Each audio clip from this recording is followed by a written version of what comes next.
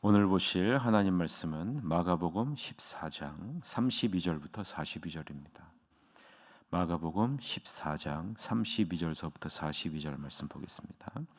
그들이 겟세마네를 하는 곳에 이르매 예수께서 제자들에게 이르시되 내가 기도할 동안에 너희는 여기 앉아 있으라 하시고 베드로와 야고보와 요한을 데리고 가실새 심히 놀라시며 슬퍼하사 말씀하시되 내 마음이 심히 고민하여 죽게 되었으니 너희는 여기 머물러 깨어 있으라 하시고 조금 나아가사 땅에 엎드려 될 수 있는 대로 이때가 자기에게서 지나시기를 구하여 이르시되 아빠 아버지여 아버지께서는 모든 것이 가능하오니 이 잔을 내게서 옮기시옵소서. 그러나 나의 원대로 마시옵고 아버지의 원대로 하옵소서 하시고 돌아오사 제자들이 자는 것을 보시고 베드로에게 말씀하시되 시몬아 자느냐 내가 한 시간도 깨어 있을 수 없더냐 시험에 들지 않게 깨어 있어 기도하라 마음에는 원이로되 육신이 약하도다 하시고 다시 나아가 동일한 말씀으로 기도하시고 다시 오사 보신지에 그들이 자니 이는 그들의 눈이 심히 피곤함이라. 그들이 예수께 무엇으로 대답할 줄을 알지 못하더라. 세 번째 오사 그들에게 이르시되 이제는 자고 쉬라. 그만 되었다. 때가 왔도다. 보라 인자가 죄인의 손에 팔리느니라. 일어나라 함께 가자. 보라 나를 파는 자가 가까이 왔느니라. 아멘. 오늘은 시험에 들지 않게 영적으로 깨어 기도하라 라는 제목으로 하나님 말씀을 보겠습니다. 예수님과 제자들이 겟세마네라 하는 곳에 도착합니다. 예수님이 제자들에게 말하죠. 내가 기도하는 동안에 너희는 여기 앉아 있으라. 예수님께서는 베드로와 야고보와 요한을 데리고 가십니다.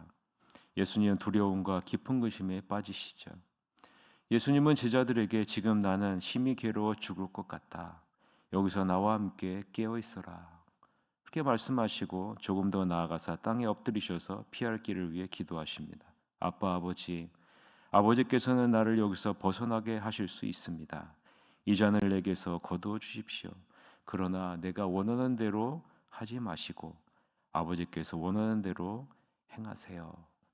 아버지께서 원하시는 것이 무엇입니까? 예수님께서 돌아와서 보니 제자들이 곤히 잠들어 있습니다. 예수님은 베드로에게 시몬아 내가 자다니 어찌 내게 이럴 수 있느냐 단 한 시간도 나와 함께 견딜 수 없더냐 깨어 있어라 라고 말씀하시고 다시 똑같이 가서 기도를 드리십니다. 예수님이 또 돌아와 보니 이번에도 제자들이 곤히 잠들어 있어요. 도저히 눈이 떠지지 않습니다. 그들은 무슨 말로 변명해야 할지 모르죠. 예수님이 세 번째 돌아와 말씀하십니다. 너희는 밤이 새도록 자려느냐? 이제 잠은 충분히 자지 않았느냐? 때가 되었다. 인자가 죄인들의 손에 팔린다. 일어나거라. 가자. 나를 배반할 자가 가까이 왔다. 라고 말씀하시는 장면이 오늘 우리가 읽은 본문의 말씀이죠. 오늘 우리는 본문을 보면서 왜 예수님의 마음이 심히 고민하여 죽게 되었을까? 이런 질문을 우리가 해볼 필요가 있겠죠. 예수님은 죽음을 앞두고 기도하러 가는 중에 죽음에 대한 극도의 공포심과 불안에 휩싸여져 있는 것을 우리는 볼 수 있습니다. 이러한 모습에서 우리는 무엇을 발견할 수 있을까요? 인성을 지니신 예수님의 인간적인 모습을 우리는 발견할 수 있죠. 예수님의 마음이 심히 고민하여 죽게 되었다라고 표현하고 있는 것은 이 죽음이 단지 예수님 개인에게만 국한된 것이 아니라라는 사실을 우리는 알 수 있습니다. 예수님이 이렇게 표현한 것은 한 개인으로서의 죽음이 아니라 모든 사람들의 죄를 대속해야 하는 메시아로서의 고통을 표현하고 있는 것이다라는 것을 우리는 마음속에 새겨야 됩니다. 예수님은 이미 자신의 죽음에 대해 여러 차례 말씀하셨습니다. 지금 마가는 죽음을 앞두고 두려워하고 불안해하는 메시아로서의 예수님의 내적인 감정 상태를 지금 표현하고 잘 묘사하고 있는 거죠. 예수님은 분명히 알고 있죠.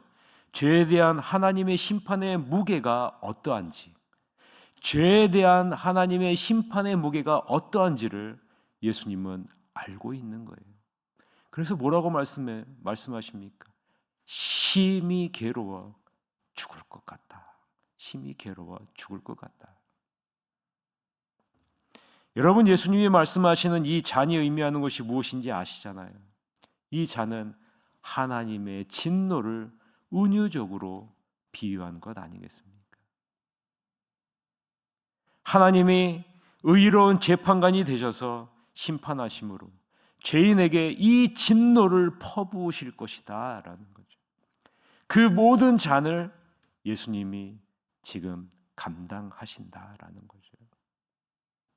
그러니 심히 괴로워 죽을 것 같다라고 메시아적인 죽음을 지금 표현하고 있는 겁니다.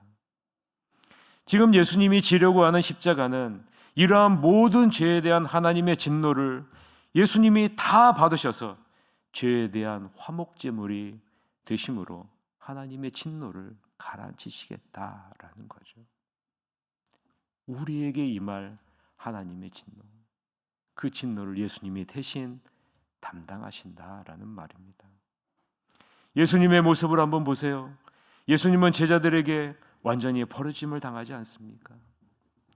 제자들이 무엇에 굴복당합니까? 육체적인 필요와 육체적인 욕구와 자기 자신의 그러한 원하는 것에 완전히 압도당하지 않습니까? 우리는 이 부분을 마음에 담아두어야 됩니다. 예수님의 모습과 제자들의 모습. 우리가 영적으로 깨어있지 않으면 우리는 육체적인 필요와 육체적인 욕구에 굴복당함으로써 우리에게 맡겨주신 소명을 이루지 못하는 자리로 나아갈 수밖에 없다는 겁니다. 여러분은 어떠십니까? 육체적인 필요와 육체적인 욕구로 인해 하나님이 우리에게 맡겨주신 소명이 후순위로 밀려나 있지는 않습니까? 내가 원하는 것, 내가 뜻하는 것, 내가 바라는 것이 하나님이 원하시는 것, 하나님이 뜻하시는 것보다 앞서고 있지는 않습니까? 제자들에게 어떤 사명이 주어졌습니까? 예수님의 곁에 머물러 영적으로 깨어있어 예수님의 고난에 동참해야 하는 사명이 맡겨지지 않았습니까? 그러나 육체적인 필요와 육체적인 욕구에 굴복당함으로써 그 사명을 성취하는 데 제자들은 실패하게 되죠. 육체적인 욕구에 굴복당하면 사명을 못 이루는 자리에 머물지 않습니까? 더 나아가 시험에 빠지게 되고요. 결국 예수님을 부인하는 자리에 가게 되고요. 예수님을 저주하는 자리에까지 가게 되는 것을 우리는 제자들과 베드로의 모습을 통해서 발견하게 되지 않습니까? 예수님이 깨어있으라 기도를 강조하고 있는 이유가 무엇입니까? 바로 이것이에요. 우리는 어떤 상태에 놓여 있을까요? 깨어 있을까요? 아니면 육체적인 욕구에 압도당하고 굴복당해 사명을 소홀히 여기고 시험에 빠져 주님보다 이 세상이 더 중요한 모습으로 나아가고 있습니까? 예수님은 41절에 그만 되었다라고 말씀하십니다. 41절 42절 같이 한번 읽어볼까요? 세 번째 오사 그들에게 이르시되 이제는 자고 쉬라 그만 되었다 때가 왔도다 보라 인자가 죄인의 손에 팔리느니라 일어나라 함께 가자 보라 나를 파는 자가 가까이 왔느니라 라고 말해요. 여러분, 이 말의 의미는요, 예수님은 충분한 기도와 하나님과의 씨름으로 이제 뜻이 정해졌다는 거예요. 자신의 육체적인 욕구와 욕구에 굴복당하지 않고 하나님 아버지의 뜻을 따르기로 정하셨다라는 거예요. 이제 예수님은 십자가를 향해 담대하게 나아가신다.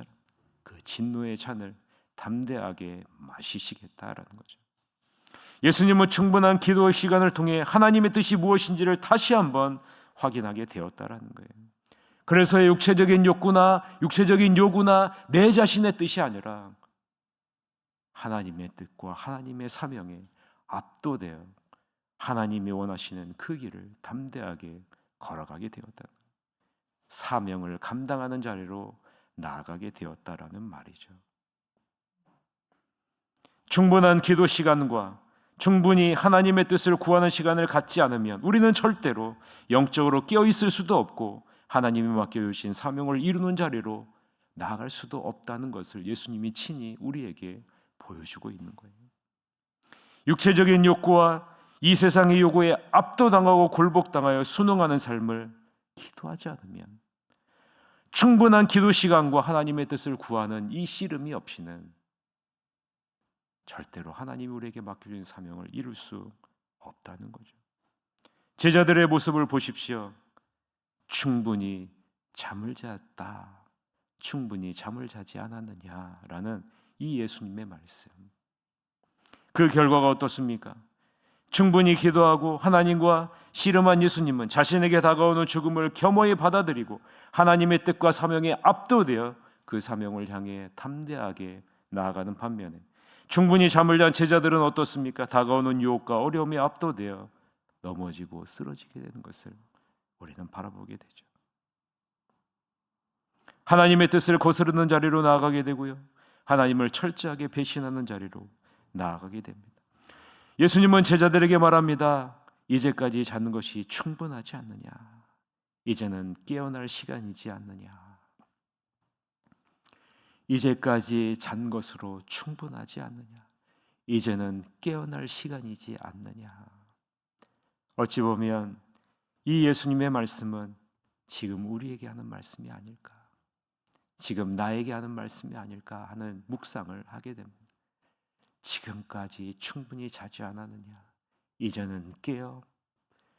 내가 원하는 것, 내 육체적인 욕구와 내 육체적인 요구와 이 세상이 원하는 것과 내가 원하는 것을 이루는 자리가 아니라 이제는 깨어 하나님이 원하시는 것, 하나님이 뜻하시는 것, 하나님이 우리에게 맡겨주신 사명을 이루는 자리로 나아갈 때가 되지 않았느냐 라는 이 예수님의 말씀이 지금 우리에게 하시는 말씀 아닐까. 예수님은 제자들에게 반복해서 끊임없이 기도하라라고 말씀하셨습니다. 예수님은 3번의 기도 시간을 통해 하나님의 뜻에 완전히 순종할 수 있는 능력과 담대함을 얻게 되지 않았습니까? 지금 우리들은 어떤 모습으로 있습니까? 여러분은 어떠십니까? 끊임없이 기도하지 않으면 우리는 하나님의 뜻을 이루는 능력이 아니라 내 뜻과 사단이 원하는 것과 이 세상이 원하는 것을 이루는 자리로 나아갈 수밖에 없지 않습니까? 이제 잘 시간이 끝났다고 선언하시는 이 예수님의 말씀을 여러분 마음속 깊이 새겨두시기를 바랍니다. 그리고 깨어 일어나 기도함으로 하나님의 뜻에 완전히 압도되어 순종할 수 있는 능력과 담대함을 얻는 여러분이 되시기를 바랍니다. 그러면 삶의 고난 속에서도 믿음을 잃지 않고 하나님의 뜻을 따라 살아가게 되는, 하나님이 예비하신 진정한 복과 평안을 누리게 되는 놀라운 축복을 누리게 될 것입니다. 오늘 제목이 뭡니까? 시험에 들지 않게 영적으로 깨어 기도하라. 이 말씀을 잊지 마시고 하나님의 사명에 압도되어 하나님의 사명을 이루는 복된 은혜의 자리로 나아가는 여러분이 되시기를 주님의 이름으로 간절히 축원합니다. 기도하시겠습니다.